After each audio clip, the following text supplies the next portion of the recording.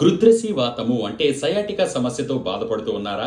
అయితే అతి సులువుగా తగ్గించుకోవచ్చు. దానికోసం ఒక 100 మిల్లీలీటర్ల మంచినీటిలో ఒక 4 పారిజాతం ఆకులని కోసుకుని వచ్చి అందులో వేసి బాగా మరిగించి ఒక 50 ml 50 మిల్లీలీటర్లు వచ్చేంత వరకు మరిగించిన తర్వాత స్టవ్ ఆఫ్ చేసేసి వడకట్టేసుకొని ఈ కషాయంలో ఒక 2 చెంచాల ఆముదాన్ని, వంట ఆముదం ఉంటుంది కదా, ఆ వంట ఆముదాన్ని బాగా కలిపి రోజుకు ఒకసారి ఉదయం లేవగానే పరగడుపున లేదంటే సాయంత్రం పూట గాని దీనిని అలాగే తాగండి.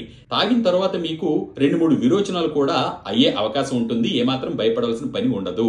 ఈ విధంగా ఒక 30 రోజుల పాటు చేస్తూ ఉంటే గృద్రసి వాతము అంటే ఈ సయాటికా, గృద్రసి వాతము అని ఎందుకు అంటారు అంటే గృద్రసి అంటే సంస్కృతంలో రాబందు అని అర్థం.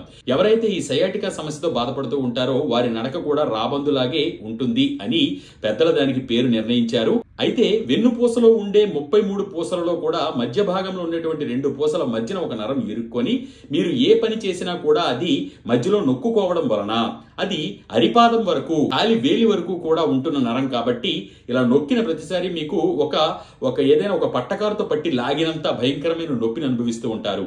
ఆ నొప్పి నుంచి పూర్తిగా విముక్తి మీకు కలుగుతుంది ఇప్పుడు నేను చెప్పినట్టు చేస్తే గనక.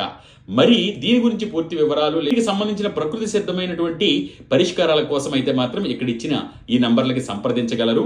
నేను డాక్టర్ ప్రదీప్ వానపల్లి. సర్వే జన సుఖినో భవంతు, సర్వే సుజనా సుఖినో భవంతు.